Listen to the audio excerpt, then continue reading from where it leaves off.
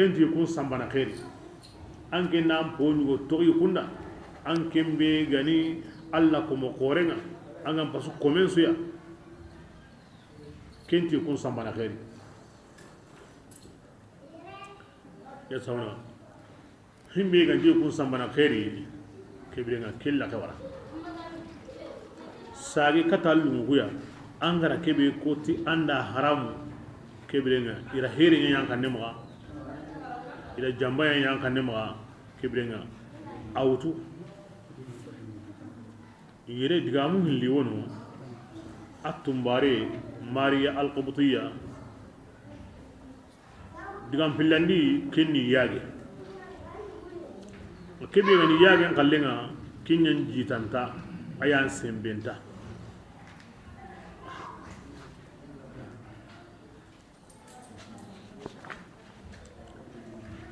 يغرني هينون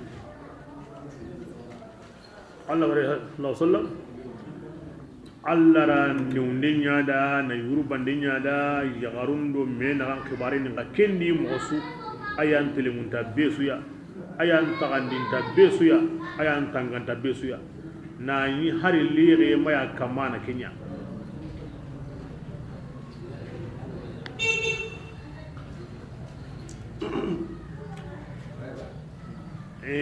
Aisha radhiyallahu anhu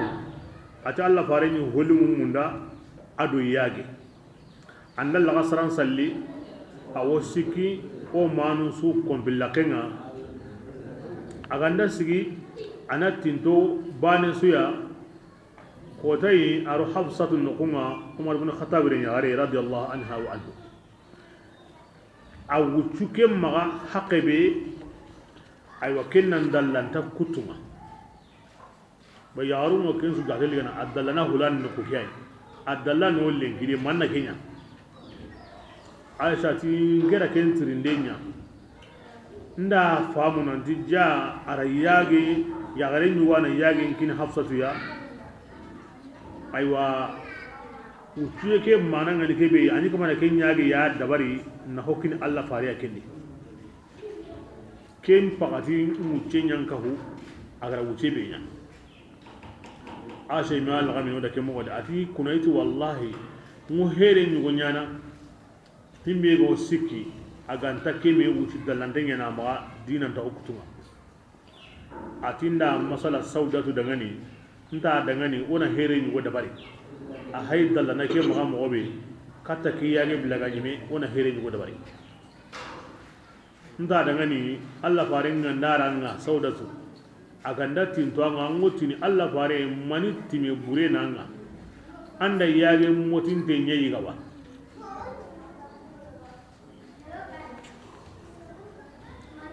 anda tintin kahane nge kahano kemme ko nada ngotini keni mani time yage motinte nyeyi anda kenyeyi gawa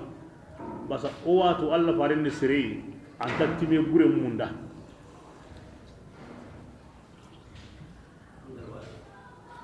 an ganda ke kara wutinanda hafsatu yana yagin kiniya an wutinada amma yagin sire kinan ga ke koniya atimen bai kundu ndo ke gemu kedi ayilan gara Allah farin gari ko illa da kase aiwa agaro ke maga are yagin kini aga bugu aga diga sauratu nukunga kenti mani timina dambate kundu nda yage nyayiga ati keti yage side koni kenya yage moti ndai ati men payde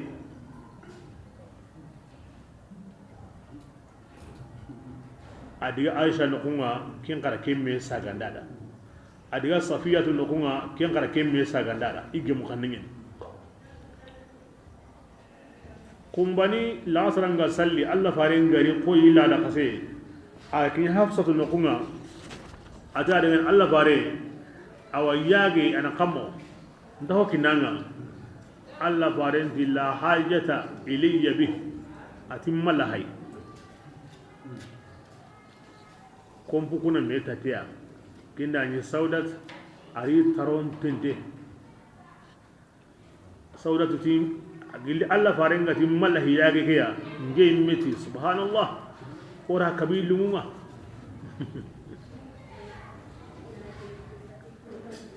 aisha ti kuroi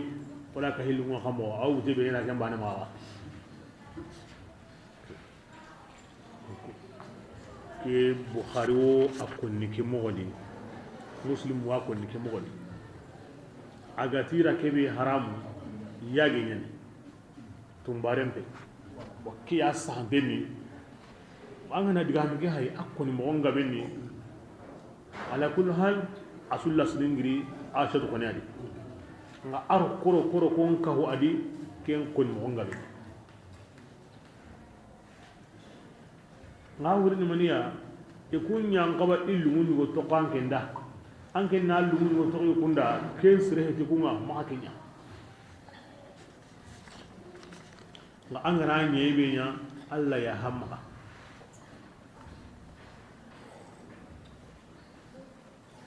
bismillah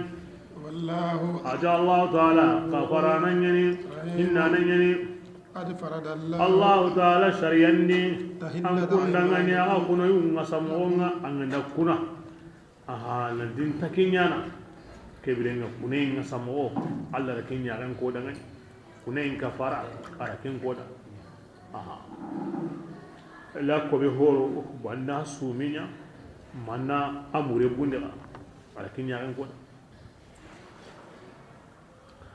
kebirenga kem mo bani an awa an kinyana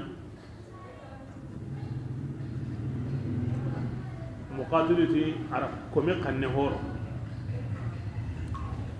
hasanati ama kafara buni masati allati iya hama ke kanit gamu hilya kadi yage nyeni wa matumbare nyeni keni digamu hilya yage kinyeni diga sake ara kafara bundi wa mama bundi ken kan digamu hilya ama kafara bundi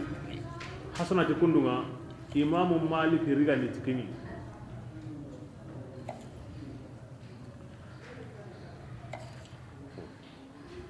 كبرين الأصل عدم الخصوصية إلا بدليل كبرين الأصل إن كان قايدا ني كين يعني كين تعلّى فارم بان كركرني كون نكو الله فارم دا أي أنترو الله فارم باني متى لالبي غنا كو إن دي كيورو الله فارم بانيا إن كيون غير نيما ملك مجامني سريع عادين دا كي حرام ناني الله رادي غندانا أي هربان تانا كفربون إنتادي هربان إنتادي nda ke yigande haram nda hulani kara haram nda anda ngi haram anda ko ni kemo yade ko qani alla la digandanda nda tayim param nda kafem param nda ngigande param nda angure param ko so be ndille mem param har bani tay bo hasanati alla fare makka fara bundi la lasli ama kafara bundi himbe ya kebe nga kafara bundi takinga ama ko da nanti yodo Allah faren ba ne ayire o ko ma habinde sire ngata himbe haram ago harami nanga nani Allah ra digandanda kinni anya kembane yawunya halle an nati anda haram imam malik madhabindi a haram kafaran bidari de may yugo tanaganda yagina wara wal makinga nakarana to كبرين الله باوت غن يغان غمانيا يا اخي قصوين انا تاندا حرام كي الله باوت نقدي ارو دي ماري قري انا وت قري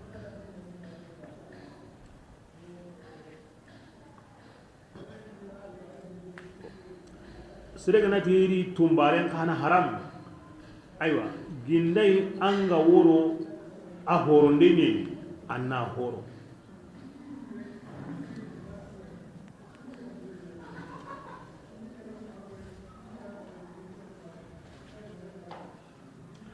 an antara horo ndeni me kai asul ken diga mani yayi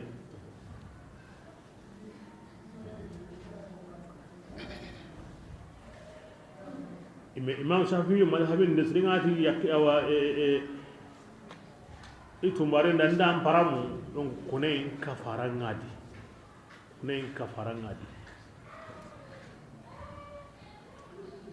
mati yakenda ndam paramu don kune kafaran ngadi ngade kembundi kebre ngani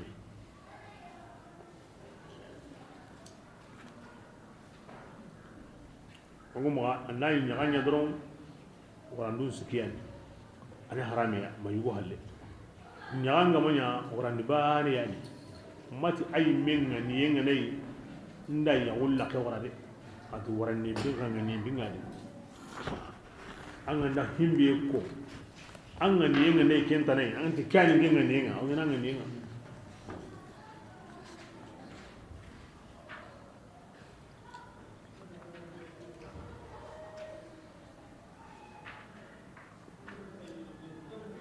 an kiri wama na himbe ko no lanti ay anga na yagare ngara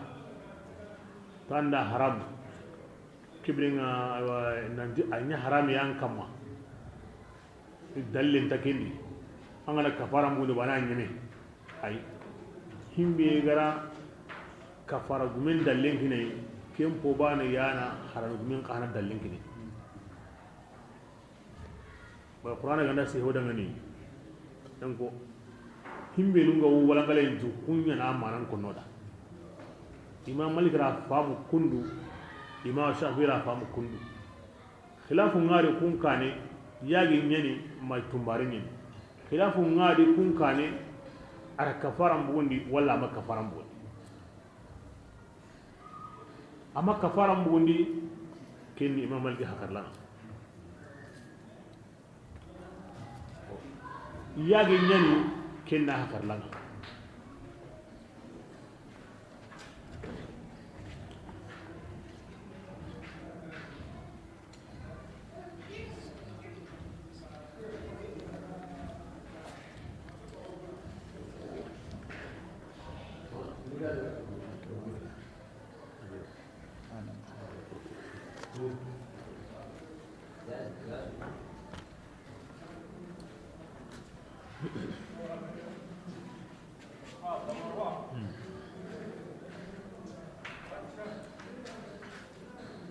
himbe ga was sabatu ni nan dikka farabunde mon wasene kempo bani yana sabatu ni nan di ka farabunde tan asu giri tabi'in ni asu giri sahaba ni asu giri Allah fare su sallam himbe ya mushkila na ko tana hedi tawi min kalle ke bani kin yani problem waslama woni wa kin kan ko kurumba islama woni kemay inde kin ga yino ko may ni ajjate denni manna gato nan de kunna gat ko ni kusren sikanda kusren nan din kalle ke ba yani tumma ko tanah di tumu ke halle kin ko kurumba islama woni kemay kin dalil mun ye inde kin ga yino o bayirna ni ajjate demo bani hillo sikko nagato nande kuddiga killu nagato koni sikanta de kususren o serebe gandari kampale ke kallen bana ne tomu anga makenya do anni kahiriya to ken kamane ni be yu haisa ago salama woni mogobe aga wari haqqebe aga ro kota be ara aga ro mogobe ay mena ken tar kompay ken tun demo tuanu ma ke konnana ngaro salama woni mogobe agaro kota be agaro wakati be agaro nani hingo mogobe di atu deni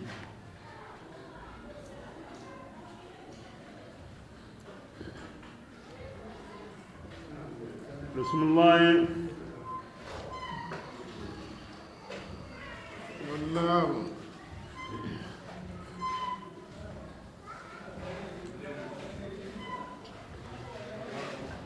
woni shafi me mal habini shafi de srenga tiru yakke parabu inda tinda gana ti ngoro warande ni aw nyana warande anda tin taro warande kem pagati kunen kafaranga kam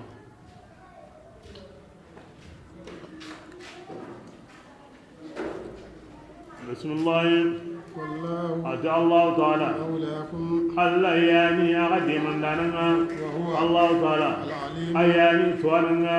أياني جمن داننا وإذ donc awsa gader ni kata ogara masala be ko sisa aisha ngara gulle be nyama agina agarikini alla farenga tira koke tono illa hintay aworni kem mo on koda ati biren simma أسر annabi nyimme nga gundandi بعد katta ikamun yoya ken hafsaya حديثا aywa digame yoya فلما wa minu gati mariya ati hafsa da ida mariya haram minu gati yage ati kenya dangani yage kella hindai nda haram ati ne bakadin ba te ngada time bure arabu lin koni kenya minu gati yage wala minu gati atumbare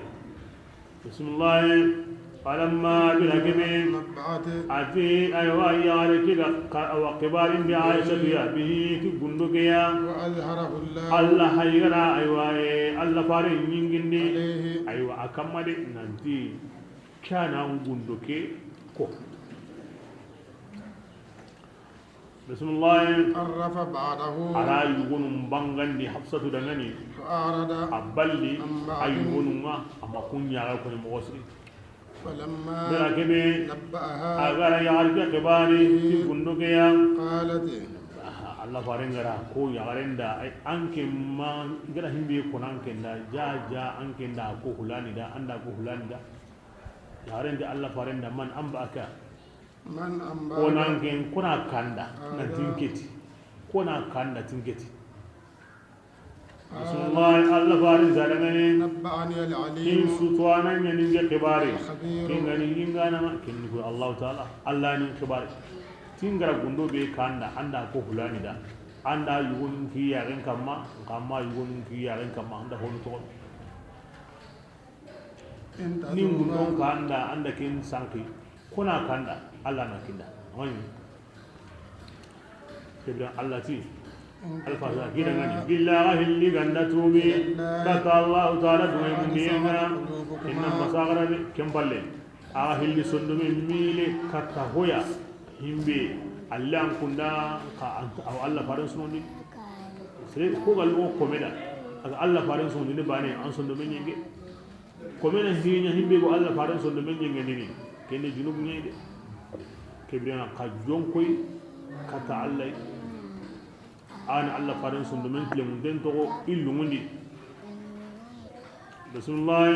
وإن تظاهر billahi ligandan me dema عليه Allah farin kamma aywa an kendo awa hafsatu wal ma'andu saudatu wal ma'andu safiya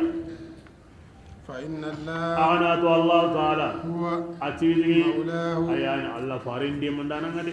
وجبريل jibril ni adde mandana nga صالح المؤمنين mu'mina sunni adde mandana nga ay min haba abubakar da umar kuddaqawat ati malikanun ka ba'da zalika kusuka man dem balle isuni Allah farin de mandana nga kebe an kum pilli ngara konturunga kusuna de ma Allah ma wase ko mara de mandana yawa ngayira hayra ko Allah do jibril aru mu'mina suru ken su halle ado malikanu kunni Allah farin de mandana kebe nga de mandana ngamo de ni kesuni Allah yoywa ay Allah wo haqiqan ko noda qur'ana bi aw majazin ko noda ara ko ampum ayabani ande mandana Allah an ngasanni Allah an be sanani Allah tagabi ken haqiqana ira hayra ko da antanya na basiya ko me de mandana anna awa anya fotana himbe gati Allah na islam na kinko kin tibasi Allah ina haygati yurud nande mandananga ko masrun nande mandananga kin su halle malikan nande mandananga kesun ko me kiba seyni go ko da himbe ganda Allah dawa makuru Allah ka paseyni go yani la fil haqiqa malikan de mande Allah de mande ni mumina surun de mande na de mande ni wajuru qallena yayi wana ku ho hon tari ko honya magana lu Allah da ila da har bani ne na ga muhimmi ya lu Allah da lakin haqiqan ya komina de manne mundu ime komina ga an ga ndaro nganya na Allah ya kin tibasiya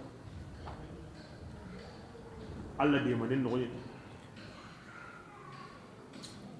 bismillah عسى ربه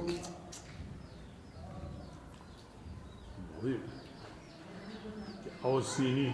Allah faren kama إن aga طلقكن wodo yagunye aw sini Allah faren kama Allah faren na ga wara أن نبدل ana Allah faren parahu yakuya kunnan pasamunta dina an kuma de Allah asai mo kentu de aganda toro yagunye he aganda ga wara asimu Allah da ana yagare wara batin hindi gam pasai ken se wada bismillah kunna nya salami yagaruya ina ya mu'mina yagarunga ina ya aywa batanu ya ina ya tuba ne yagarunga ina ya Allah kuma yagarunga ina ya suma ne yagarunga walla bagam bagana yagarunga iya garun qol manu adi qusum manu asimu Allah da ona keda bari يا أيها في وقت إداري يقروا إلى تواري نغني الله فارم من قين قبل وقت ما إيهابن ورني الله فاري أنك ما نقول من هبونني إيمان توكم أكندو أكوني كندا ما يغرون يكون كم بعدي تدخل الله سبحانه وتعالى anga kati Allah faren ko ne don Allah wita kharna di ya na yugo torno mani yagunya he Allah hay ga tara aga ndan me de ma kamma Allah na de mandananga malkat birun na de mandananga mumna surun na de mandananga kim palle malikan na de mandananga kinga na bono yimega anda ga wara yimme Allah wa harawun ko himbe gam pasaga silama gudi mu'mina gudi batedi tubiyedi Allah kuma gudi sumu yedo bagam bagana gudi arwa ya ran ko man kinne arwa ko so man kinne kenda ko ya rega angori sobar bismillah ya ayyuha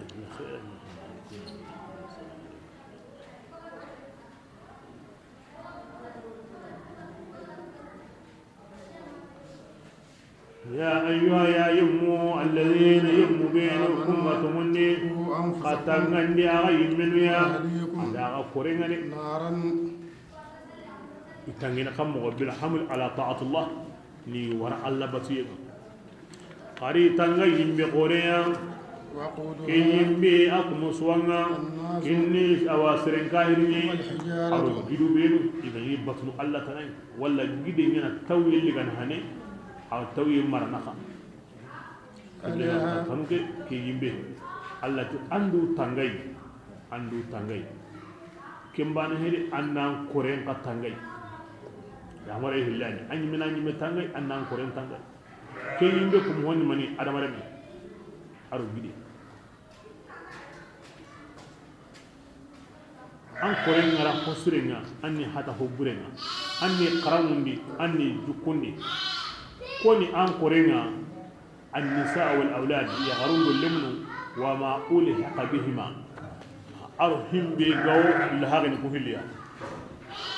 نكرنا مين أنكرنا أنكرنا لا غرا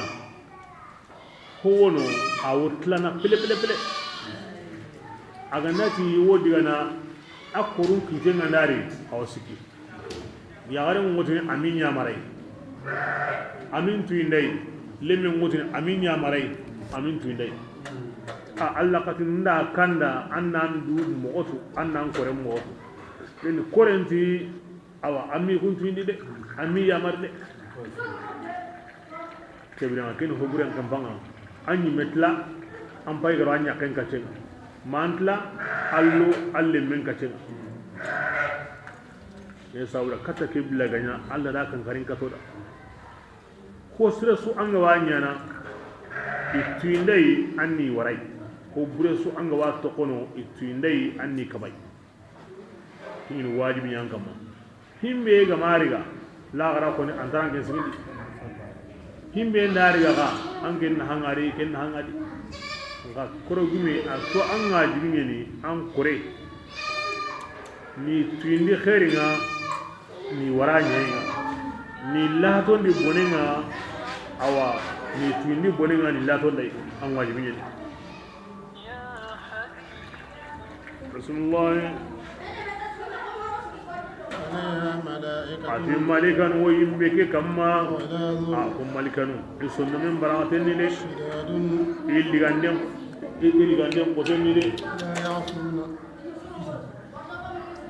la ya'suna allah ko malikanu manyayo allah kutana honga أمرهم allah gari ya marikenga de ويفعلون ko ما malikanu na honya nyana allah gari ya marin kenga de ke ayani na mu'minan kanundi maga yire tebi de na munafiqin kanundi maga mu'minan nun toro tanne ne ngade yimbe malikanu allah gari mangudo mo be kenyani de sondo men kantengeni inta hinne le seresuya bad allah ri tagabbutu yenye tago honun toro ndendi yangan katande kenyani inyon killunga kenna lira dina yiga hosirendo min hosirengalli adamare men da mo be ne non kiran kota gondo sondo kota gondo yangan kata inna lira dina kenga itaga mo gonka welaw idarenyani ibarakatenyani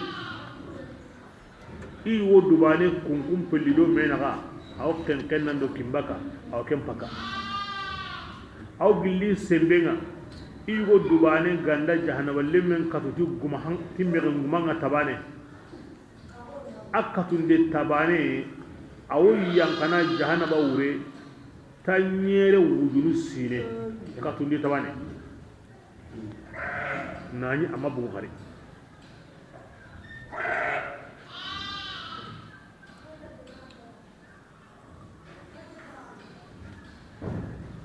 yimbe min ta har baal nyani ime asma kunta ho nyani ya anyan dunta ho nyani ya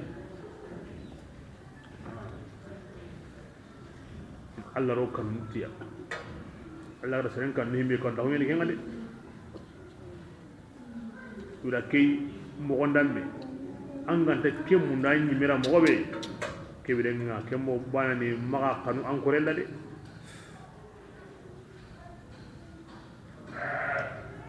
بسم الله يا يمو بينو كونغا كافرو أم كنا مع الدراكني في كوتا كدي يعني لو وقت جهنم كي أم كوني كاهرين دا ما تانغان كلا سورا كوني لينكدي كلا سورا تان كون سكان دا دونادي كينيا ما كينيا إنما تجزون ما أنما إيوا براجن هوني آغنيا تعملون آغو كنقلني يا يمو بينكم غتمني أن كنا نتوبي كتا الله تعالى أو توبي توبي كل غني توبي كل كن مني نمي سادي نتغى مينانا واندارا كورا كن توبي كل غني tubu kulle tampille diga musiki ankali don kabari isuka monde mo ken woni adamare metta ke ganda kebe ko ndi kusikiyani ndara ke wara nimi sa nyendi ntaga me nyana komi hakke ganda yadi anna kenya ga bunde ando kenna asuo kuno woni angara kusiki dabar bane kebe nga tampillen sehe ko tebe gono asoketi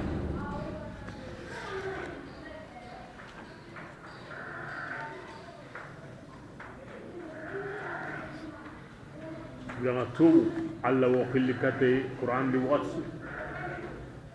islami angna junugunya say kata allai kahirin tubu hanan mani lo islama gondi sirem magatin genta hobrenya la الله صلى الله عليه وسلم أتودعني يا أيها الناس توبوا إلى الله فإني أتوب إليه في اليوم 100 مرة الله صلى الله عليه وسلم أتي قتوب كتا علي نجي ميوتو من كتا علي كوتاسو تكمي أول واحد نقول كوتاسو الله كفر الجسم منو ننتو بكتاي أمبو تتانيريا كبيران جنتا هو بيانا كم وكني Allah fara hobre yana akendi mosu ati kotasu iko tuibini na ya hay mundu ampungu tatanyere ke okutunga kebrenya kesa Allah gangon ka tuire اسلام يا ايها الذين امنوا توبوا الى الله توبه نصوحا كبرين اسلامي ما تنيا اسلامي يا باتي كبرين توبي نكاهرين كمال لا والمن جنتا هو بريانا لا oti komen tak nyine timma en kampanga na dinjo ko ni keta ho hondano angara kenyi ni simma bane kebe hiranta na sawni dundinga hondano komen brenia bayna al khawf war rajai kanu yenna yanga kata inga aru hinne dikki ambirne kena Allah farina ko Allah farina ko dangani ati Allah subhanahu wa ta'ala awi kitem bambana urondi ko sabura kiyen golle burinyanganu nan tubi ini to wulliga uron kadi awi ikite kiyen awi kitem bambana ko sabura wi golle burinyanganu in tubi katiya ini to wulliga ko tasu Allah kenyana mawati be kiyen anda buru ikenkenanga kemureni tubu ka tubi Allah wa tubu ligan ka tubi Allah wa tuba nun kanu aye be gari o ya mariyendi ti katta tubu ngaga beni hadisu be gari nanti Allah wa tuba nan munda amma usmante mo nan dubu tube bani Allah wa ligan aga beni kibra komen tubi daiman annan tubi dai bismillah أول شيء كمنا أغنى توبي كلنا أنا يا هبونا أنا غرندي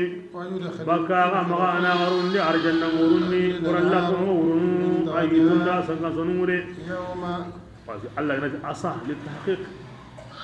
تقول سكان داري توبنا قرقوني الله وان يهنا ما أنا رو أرجعنا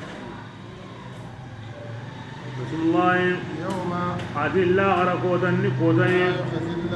الله تعالى أنت عند من ياوندني دي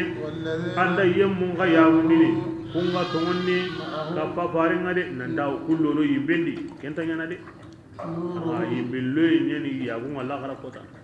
الله تي الله غرقودا فارن تا ياغون مؤمن تا ياغون كونغرن ماني انترنو يبندي بسم الله نورهم غادي فارن دو مؤمنون نورهم او ترني اجوندي او نيانا يتيم بانغا inati Allah nyagana yawo kama wa nyagana no nurun timmandi odangani yani kingani ni ira wori muna hagun kallenga kara iga diga halle ti wora bita tikidi ko bin kutiro menaga indi wa Allah nyagana Allah ko kallu kudumandi ko mo garu arjanna واغفر لنا إن الله أن نغفر ودغني أنك الله أنك نياني لا نيانا والنبي سمغني يا أيها النبي يا النبي نمك جاهد الكفار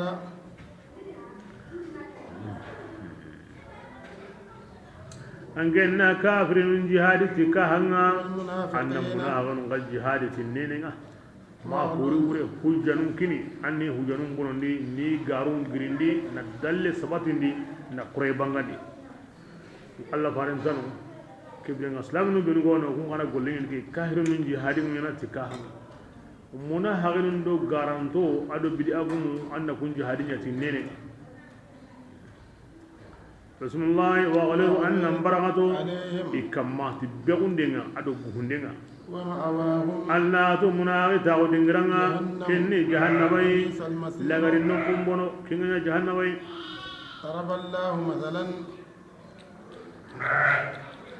mani saura amati na kahirun kana karitika amad na munahirun kana karitika mani saura li'annahum muslimuna zahiran sillanga munahiran islamiyyi والإسلام الظاهري يقي من قتال السيف إسلام وبانغانتي أبي كمان بورين تانغانا كهانغا جانغا كنا ساول أيامر نتمنيا بإخراجهم من مجالسهم وبتفضيحهم نياغوندي نيبيغو نيبوه giri annan bugu hulani an kini munahariya wa hakaza wakeni Allah ayanga qur'ana ni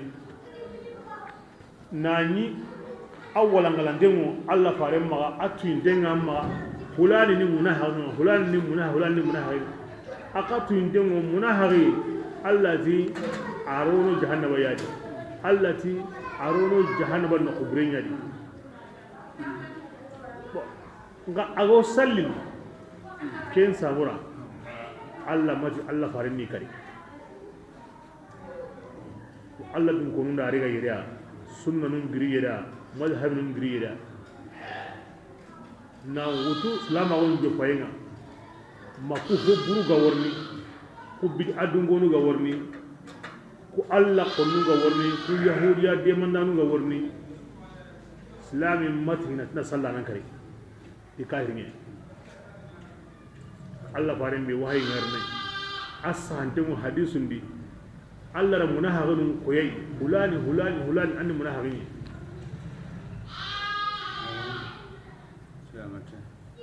i digaran tuindin Allah ti iwara jahannaba na kubren ma kasu ko mande ama ko tini kari man sawra sallin ko hanyi wa wika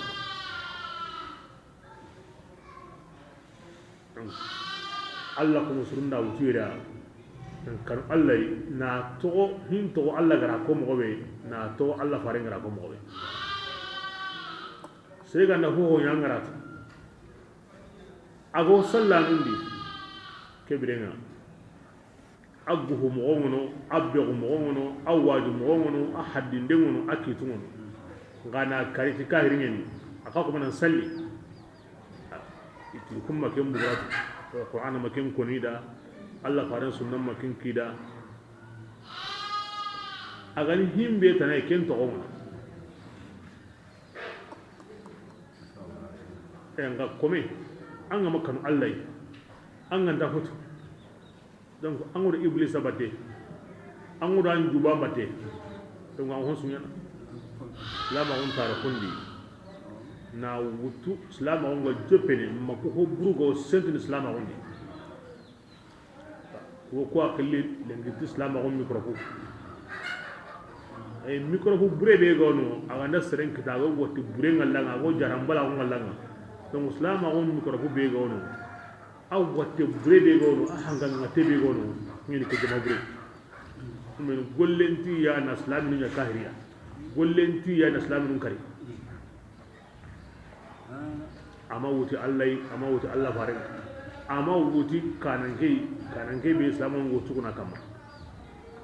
ajobbe am har dalla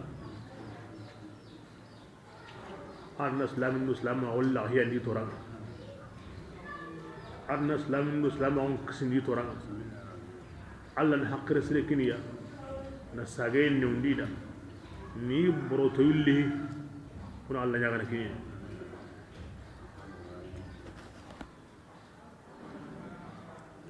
كاهر من جهادي بالسيف كنتنا واغلظ عليهم بسم الله أجا الله تعالى بانغندي تاليا يمون دغني كونغا كافراو ادي كاهري ata hayndi no ka gunya gare mbay arollo di ka gunya gare mbay ko ya gare mburu hillinya ko mu hilli aywa e yagumure yilli ko ko surunga isrenni de na salihaini ko mu hilli ko musuru hilli nuhu alla ko musre lutu alla ko musre ku ya gare mburu hilli ni ko musuru hilli yaguma بسم الله فخانتاهما يا عرب برغوه اللي دكم مسرقوه اللي جنبه يعني دينا دي أوره في جينية ابن عباس وتني ما زنت امرأة نبي قط النبي نمي يا كما جيني ملك من في جنبان منيا هون سوكه من تدي غما غنت جيني لا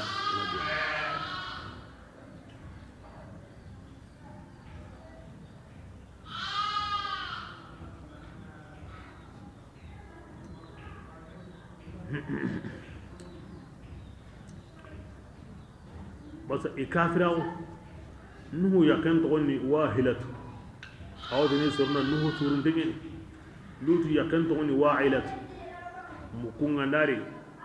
أو أكون نيدا تاج من جوار دبيدون قلنا وروني أنا قريب بوني قريب بيجام بقول لا خسنا كيني أنا تريم بقولي كادي تريم بيجام بقول لا خسنا دبيدون كبروا تونو مكوري لنجي بسم الله ولم يغنيا أواك أرمسالين كمان سابرا أتنو هدي سروي لوتو دي سروي إيه اللي ما كتاه جارنا باكا يارم بركو اللي ما ني قل الله ينعم قصين هرباني وقيل إتي يارم بركو اللي دعني آه اللي لو يبني مع الداخلين كفا يمل وأنا بروما يعني نوح سري كاهرنو لوط كاهرنو يغرقو اللي كهكوني الله كمسلم تنتلماغو أي يغلماغو أنا هو سران دا أنا كهيدي أنا توان كهيراوني عند هربان سران كنتا كوني تي يغونتا هو سرني يكندا تي بس الله تي نهرو لوط ما هو سري يكندا الله إلا أنكو فخانة كافي إني جنبا ديناندي إيمان إسلامية كبيرة nga yodi ya kebe ga ne islamiya a kara kama manna ko ni cikunda me halara kin da le kama kin ta kunni kin sabura ti serenta hasulutu ya serenta hasu wanna gamne awanu ya Allah yimiti ima kusri ya kunda na Allah ra ko serenta hasiya mi Allah ra illa ko manni iga musrira fa khanatahuma يغرقوه اللي دا إكينا نكو جنبا دينا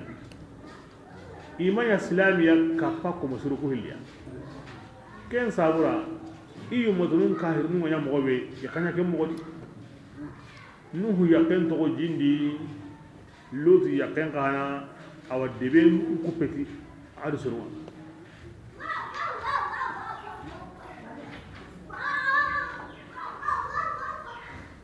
سلمي يغل لما أغبر إسلامي أغبر إسلامي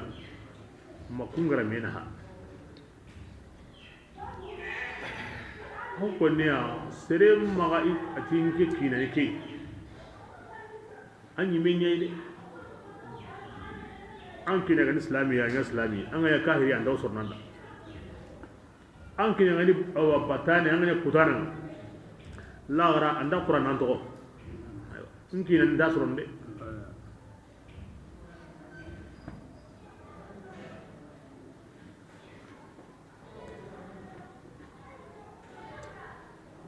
Allah wa ko nanda ko mo sire anta ho sorno kahirina amma kahirin tana awo mena hana ayan gabin dangi himbe gara kenko yugo na neti ya ke mu'minai yaro na neti kina mu'minai himbe ga buganda anga bu himbe di awo na neti meya ayan da kenko da non dangi bismillah Allah ta'ala bangandi taliya yemmun ga dangani kun ga tongonni in kan ga kenni fir'auna kana kagumenga aken tongonni ti Musa atogonni Asiyat fir'auna ra konsunye na riga na genge ak tunda tanu na gide ngara bimendi na yaga mbosoki yendi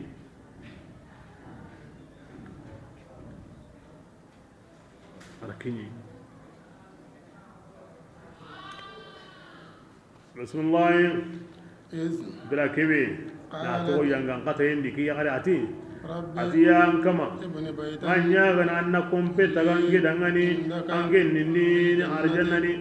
الله ngare mbo ay na to dunadi arjanan kombe bi Allah nyaga Allah ra koyi ndake kompe taganda arjanati atinga nyaga na anninge kisini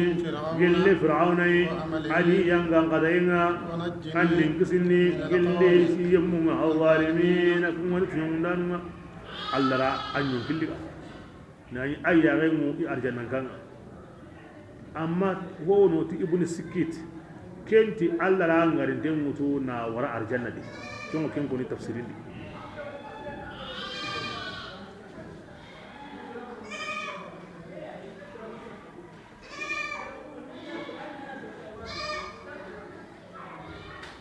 kebe ke khani na bangan islam nun kada an kina ne kahiriya alle mun ne kahiriya aiwa manya kenni kahiriya ai ken toran tankita an ga bir islamiya a toran tankita ko mon da fir'auna akan bana tin alle mi ayya kan bari wala ngin atin dalle ma ma harbane bonon dai kol suron tan nu do lutu gai selefu me iya ken ngamanya sagunga am harbane surida na jowo kome annan yado Allah an nan yado Allah kibriyan kusuren tintolle mawo awo mena nganga manya do Allah an do sirenga tinto an taw sornanda an gawdo Allah ko buren ka tintolle mawo an hare bae bondanga billahi ma buwan kalen kam ke yangare Allah da hiqore nyada Allah sallallahu alaihi wasallam Isa ma Maryama Allah ra kinya kagumi arjanna di kem mo bani yani ki yangare ka fir'auna ya ka asiyat Allah farenga kana kaguma wonu arjanna di Isa ma Maryama dunari kemayan Fir'auna nge kagume ka aga sigira be am sun wani akina yam bonun ta dunai gonsu allazi awra yimben na kubrena kibra sure be go alladi ana musunya yimbe ga musu yugo su khane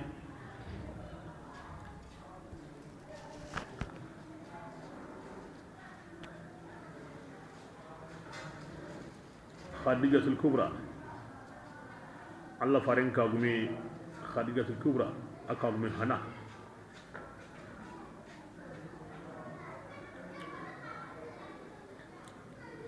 خديجة الله فارن داوتو أي مري دوكين الله فارن ديامي دي هيما أر حسن الله فارن دا الله فارن لي مسو مانا ياي أغندا بغو إبراهيم بانيا Allah faren ma ya gare wutu na to a ngarda gunni aga fatiha na kutubu to naro kallen to me Allah faren ta da ta Khadija an na diga an tay numuno an nin ku ni nek nyandiya aja Allah fare an ga yange kane ati Aisha ati ma yaran kane nga Allah ya gare kininga Maryama ar ya gare ta na kininga Asiyat ari yagare tana kininga Musa akhiyare Allah gatnon dangan di Musa akhiyare be usi ama ta dangan garabati ane mo Allah kinda bokin adu ku yaro sikki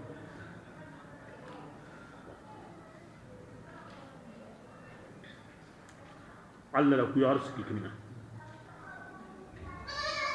Khadija ta Allah farenda birrafa'i wal banin lama on kane kini idwa nyagan duaw ni kay arna ga yagan la hiya arna leni gu sare diga be fugadi akin mu duwa nanda gili nyanga men duwa nda arna nyal la hiya arna leni gu sare ga fugadi al janna ko ni sare tan ay sare tan be keni tampini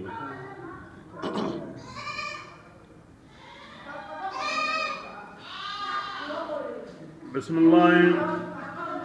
ومريم هذه أن مريم قهين كان ينقرأ أو كين غني مرانا رينيا التي كني ياريني حتى غني جونكم بينا أو كيمي ينفوتني أجونكم بيني من روحنا باللي أنهم كسننا يعني أدرك قنني لم من تكيني كين عيسى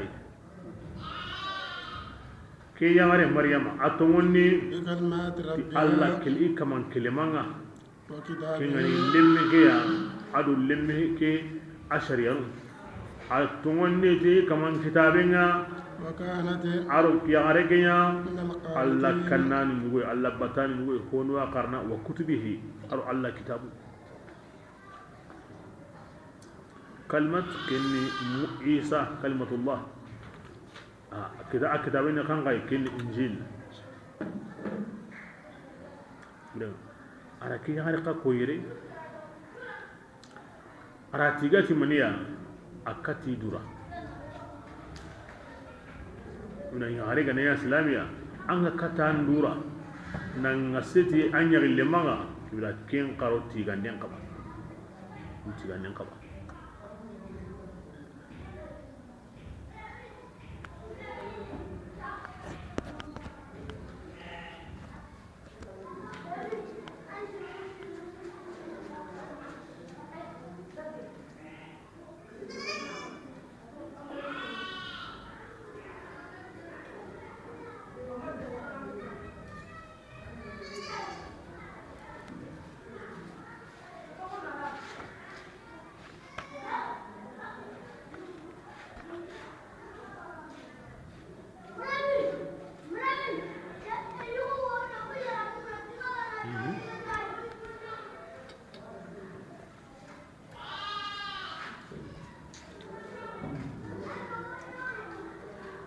بسم الله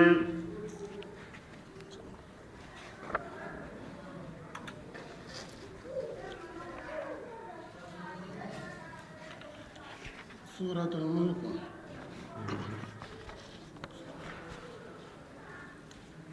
بسم الله الرحمن بسم الرحيم الله الرحمن الرحيم كي سورة وناقري تنغندين سورة ولا كسندين سورة بس أوي كمانين تنغنا نا كسند قبر نيانغان قتاينا أدو الله غلا كوتا كونو ناقري فرنغ لما بون سورة بس أوس سهني إكمان باتندي قبر دي أرو ملكا نمو سهلي غنا ميا diganga beri sura ke fasaman tagondi ayu woni Allah sallallahu alaihi ati sura ngo Allah kitabendi tanji ke aya baneani a kanjondi yugo yugo la gara koda na bugundi yimbendi naro arjannati ta gama ken suratu kenni tabaraka surana aw gilli afasaman tagonga tangana huren sa qabrundi igandari do huren tambangenga sura ke kama sura mutini ay killen tayre ani sikitinge nan salli indari do ayo golambangenga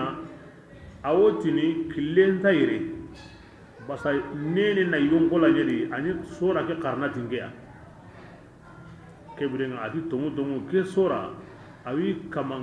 kisini yangan kataina serebe ganda kara wurondi akamanda khairi gabe futu kati duya kinya sawuni ti kewa munda tabaraka sura anyi mu'minan su sonno bendi yani wa munda be suna durusi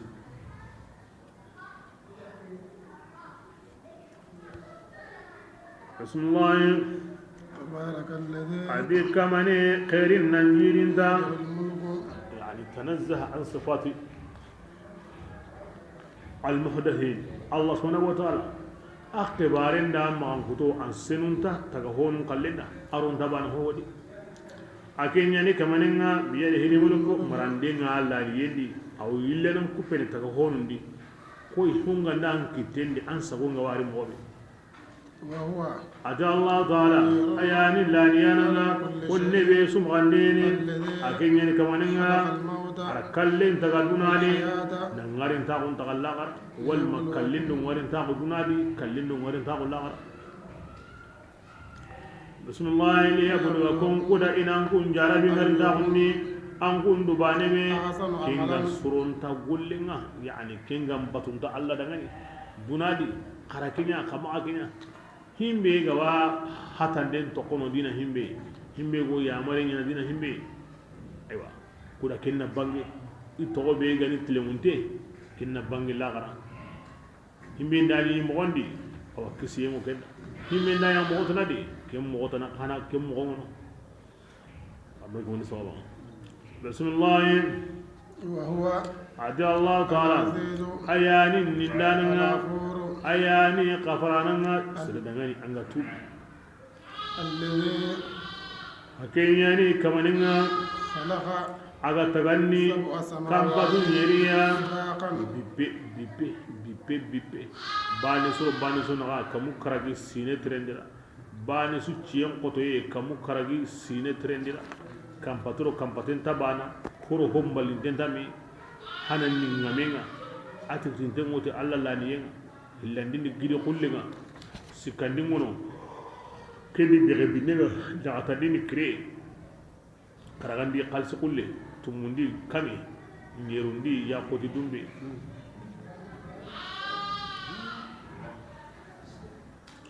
bismillah ما من تفاوت amanya gilli mehriya فراء anga oke ngalli خلق الرحمن arrahmanu taga homundi de ya mukhatib sempa ko nambeda ange na hay alla taga ho kan taga ho na no nandi intan ataga mo onda me kita subhanallah ahay kullu nanti ke taga mo no me kita antan amana siya nembai aw tunenda ho gore menen bay woli man ho gore siri men bay woli man ho gore asu taga mo ngol mekta atafawtun ta alla taga ndendi angani himbe ambira mo ambira dingira awan taga nan ngara ke mo nya kama ango bire no ko be awan patin do kenya na bani mo be ango bira hon kitana ango himmi ngana kuntan famu mo be himmi ga ni ngana kuntan famu ango kampina an kampi mo ango jinyari ango no jindu mo be an negu mo an sutu mo yitenga an kun so mo an botondi mo ko ho gawono ago birene mo be ago birene no ko be aran dabari nanya ke mo di an taga mo kedo kenya o gembe ما ترى في خلق الرحمن من تفاوت انظر سبحان الله عظيم بسم الله أرجل البصر ساقي قري أنك منبي هل من فطور يلي أن بورا كنيوا فراء كان أنغا كين اللي كمني أنغنا هاي أنغما وري sage qari an yagen sagandi karratay ta hillandinga ينقلب kesu البصر ko mande yagen ngallum mo sagane katan kenga خاسئا agi kemo dura kono de وهو basa yage حصير aw kutini antalla mureke walli angatinna kamunya hay minna karara ke waray minna no ko bogonde wari minna bote wari makinno kunni lahu sa jumoro ke ahay annan sagena hay annan sagena hay tagabe antalla mureke walli adan ge qasoy kamungar haqe be no yimindi kona asin haqatu seres ga ko taso awi mo woni bismillah ولقد زينا السماء abadi o kula kamun suramma ingani kamutin tege ya mulinga oda suramma ati qray bugunde sanunga oda kun sanunya idungarandanuya setan dangani awi gullana oda kem mo ko gilli isa ga sare ma alla farenga worni ma gora kamundi wakati ma agonni mine in tagara qari indati wora yo gulleni anti futana anda himbe kita gaman kari nambi manan turundi bismillah وأعتدنا عذاب السعير wala aywa sairi yang ngade enteli لهم syaitan dangani وعذاب جهنم na tu jahannama yang ngade ka الذين kemu yem mundangani kunga kafirau بهم ti kamanga lagarin lo kumbono kenga jahannama وإذا ألقوا bismillah وإذا ألقوا gilli ganda kafirin siri فيها jahannama ni سمعوا شهيقا ina qaru qanne ina kem mugun La. jahannama dangani qanni bi gan tali dangani a qome hare qasaqan kin shahiq wa hiya ati jahannama yimbinga aw warni تكاد أو تنتونو تميز بوغي مي من الغيظ بوتومبوي كاهر نموري أبوتونو كاهر نموري ناسابونيو الله قنوني جهنم تغوني himbe Allah ganta muna khanta ke muna nya sawuni aw butuni wure aw warni bismillah kullama tibrisul ألقي فوج inna jama qoresri yimbendi سألهم yimbe خزنتها bahille ngume malikina itirni ألم يأتكم نذير kembina gongo nana marangunga serena ngonge dunadi ninge قالوا mo on kanda amma kemmo manga warno yede hare ma kunan kuma andi resre he yani قالوا su'al tawbih ini biquni yede kahirun wa yimben jabini بلى na'am tugni de قد جاءنا نذير gondana lokuya فكذبنا ora garan kutu وقلنا oti ما من شيء harbane manya نزل الله alla gara kenyan kandi ora kya fa إن أنتم kebirenga malikan mutni dangani an kummanya إلا في maganda ضلال o sawa sankuyenni كبير ken qorenni arunyana وقالوا yimmega anya kahir mun diga men kutenga harunda oti garenyani alla ma ho yankandi an kun samuntenni arunyana ken kan bismillah qalu inati لو كنا aba onjalagi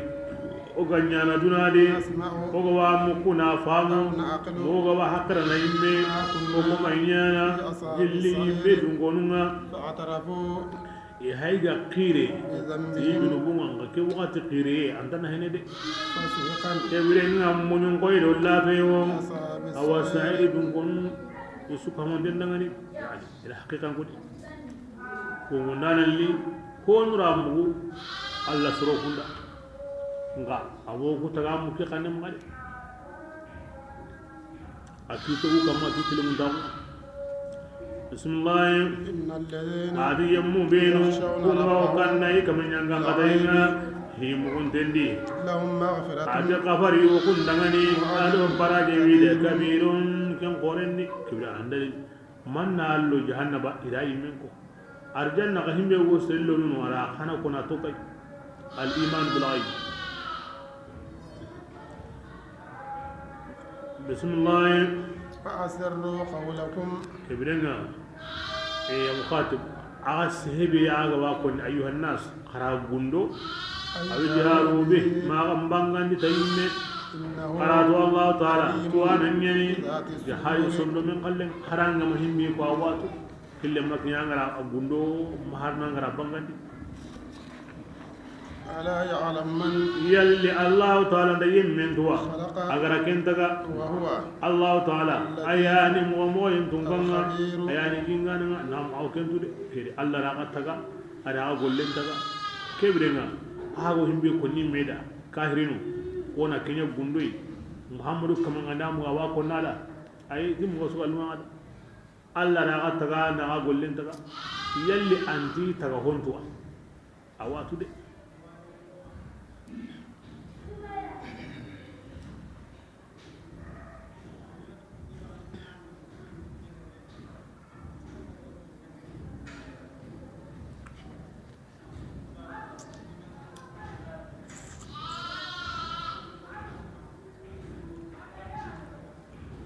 Bismillah والذي akenyani kamaninga جعل الأرض atagandi munyenga ankundangani ذلولا munyen kaja kadangani فامشوا ara honsunadi ango terena kamma ango kummen sogonadi ango siginde nyana kamma ango lelu nyana kamma ango sogona kamma alla na kaja oda kempale orantai kebire ngangu nantere munyen ngombomunga aga nyiwe bille munyen ngarjaunga النشور yani du munyen ngarjau ay ngarjagen dambi kata munyen alla yana aga warja munyen ana du sanqinga aw kata Allah taala buganda karaga wanda wundi ora alla bang munyen di wa munyen kamma o birna warjagen ando karaga awo wundi bismillah آمنتم من يلي أنكم دنتنغا كمانيوا في السماء كبي لاني إنغا كموني أن يخسف الأرض أغا دنتنغا ونانتا أرانتا ونين تمينيني بكم تي أنكونا فإذا هي أخذ أناني ونينغا تمور الله غناتينا نيا أنا نيوغو تاغايدي كبرينغا كني واجو نينا كمي كم دا الله أن سغنتنغا واي الله بي هنكان كموندي كبرينغا ما كان الله كتا أن ين كمالي أن اللغة دا أو نيكي يقاندري تانا كي من يهون يو كني كتا نغا مغو أن تانو الله ين كم كبيرا كانوا دي الله بي هنكان وان كموندي أن اللغة دا أو نيكي سيسا أوان الله وري بسم الله awaram yalli an kundun tenga buyawa gelli kamanenga atlani ngo kamunni amma gari hanke kochemaki aga kamma akimbirenga agama ngunyang kanitanga sewada an hanke girinde sisa ado koche nam palaki ada kinya honu yaw bismillah fasata'lamuna wajibi an kumorna tu tigidi mogombe de gongo dengo kembogodi ya komen kan Allah ide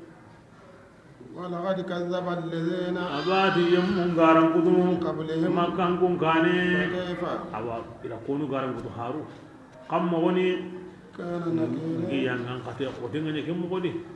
akeni kenranga de kibira kemmo bane yani ikunta kun kayrun baka sembedi kum parunta Allah farim baka fusung dawdi bismillah أولم yalli يروا kum ma hindiwa katta kambihunga ido kamunna iya gentai صافات ana bambandi kampunga ويقبضن ina gusu qati ya khari ما يمسكهن ko nda kambihonu ko tigidini maganda arrahman إنه annadu arrahman ayani dokon danunna gusu kamunna kambihon ken kan wabinde ni Allah la ni mutinadi ani kampung bamba ana gusu ana bamba ana gusu ana bamba ana gusu an awu digana tikini an taqenne tikini mais fil haqiqa allati huwa ndariga an taqenne ma ganda arrahman kam bingina kam bindini ayana sigindini la haqiqa an arrahman yama lakin wal بسم الله أمن هذا الذي أورا من هذا الذي كان يمي باني كي يميا هو جند كن يمي غني أيوا ديمان داني لكم أم كندغني أنغوا ديمانا أغما الرحمن يا خركين كمان كندا كم بي غني هم بيا أغرو أم كن ديمانا nallu agadu arrahman hinunna kharaken ko ina kunude am man hadha alladhi huwa yani kembe gani ke akembe gani himbe ya andanya hoho ay hoho dambe aso ku damiru no wandi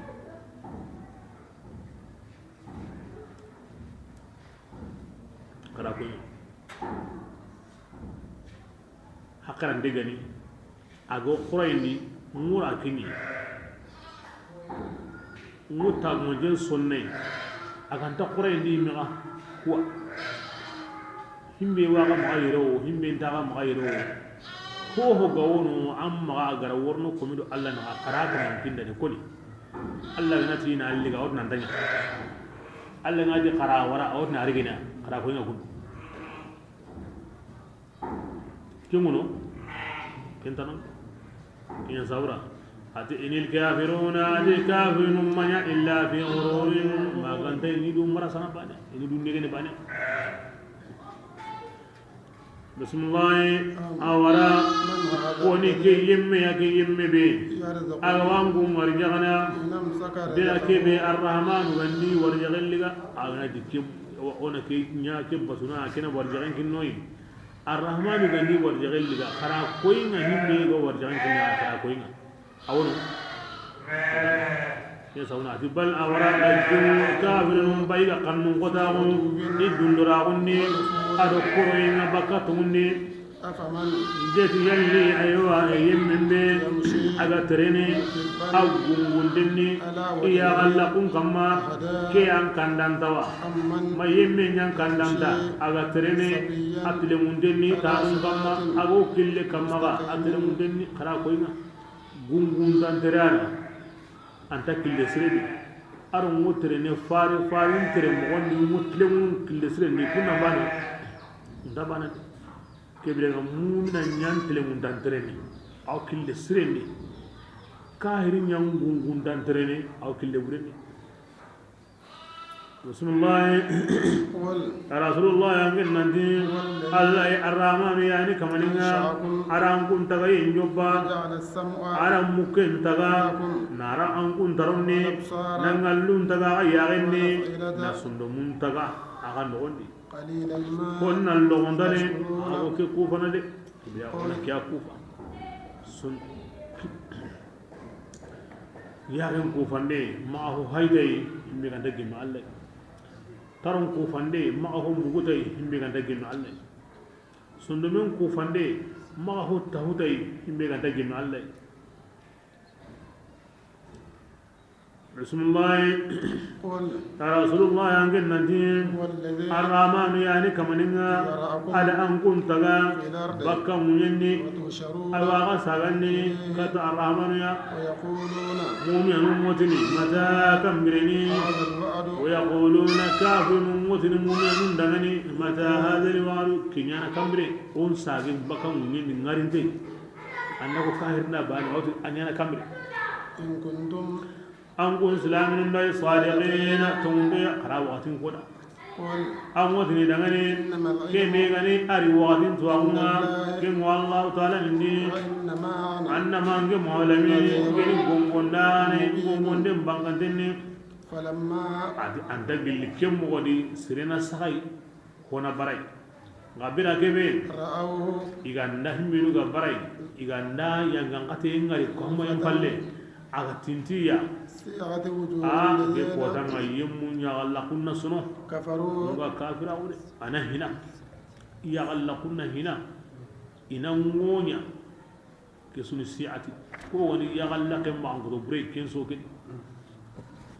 bismillah inati idangani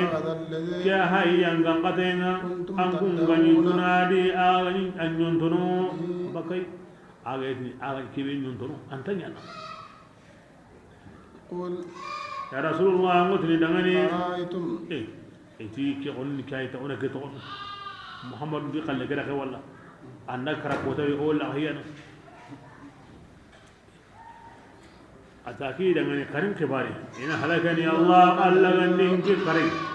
نيم من سكري كونغو كابينغا كوي آغو كيم كوني موبي أو رحمنا مارو هنا يمكا غمو هلكي فمن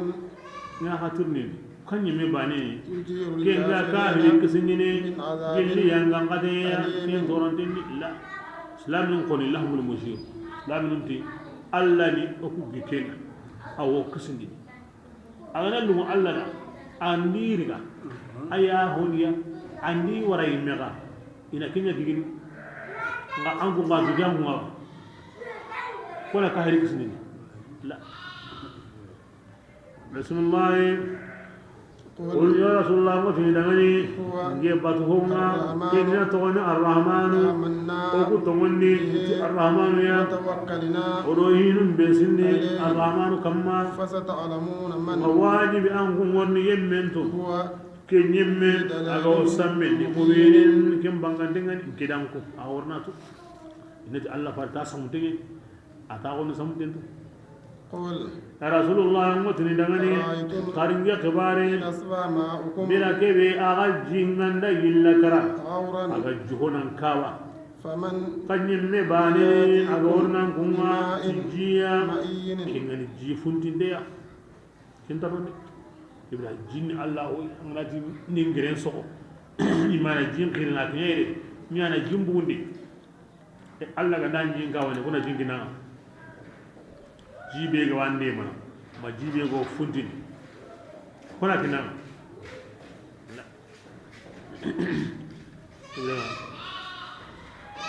alla be go jinkin nanga ma annaga ingati wa mundini kinya sawun karanga nanga de kiyere faman yatikum bima'in ma'in amwatin allah rabbuna kona jinkin nanga alla gandi jinka wani on alla nin kamanga ko kama alla kiyena jinkin noy anda ka wandi awakin noya ba Allah farin diga mundi inde ila ki aya qara sir bure ni go wure ti qarin qibari Allah ganda anjin ka wandi kuna jinkin nanga dundare sir burari kanne to tinke solinya na jinkin ni ngarin pikasi bas ndan yille ngai karne ayaren yimme yanka ayaren karina hikindi sabo en siri Allah go yarno kusne na ayaren ni mankari ba haramare mendi ha an adamare me honsu yugo wani koy ji koy hanke koy mere koy yimbe comme c'est haramare me suhube ga wono asuni jinga asuji 100% 100% hagani ya'allimu billahi ken suni jinni anga na mun ngo so na jinga Allah ga tan dangani an jinga na kaaba kuna jinki nanga anga ti an sagare ndan pikasi basin dari ke bidu mun yanga lenga jibe ga wani medi asuga ni jinga hagani ya gani ara ya gani jinka wani kata soba yana pikasi lo kende sabe ana soli mudwaro pikasi na yana yare jimbun na araw alla gani sehen koni wure gabe ne alla ga laga jinka wandi o su simmene maniya nyenji girenji hakada lambenji me jini wani merde ani ke mo wadi daga sabu yan sire Allah ya saura Allah farga ne rekara faman yatikum bima'in ma'in Allah rabbuna no kuyu wono anga kun qara ina tirne nyana donc Allah farini tirni ku jabin alaysa Allah bi'akum al-hakimin aw bala wa ana ala dhalika min ash-shahidin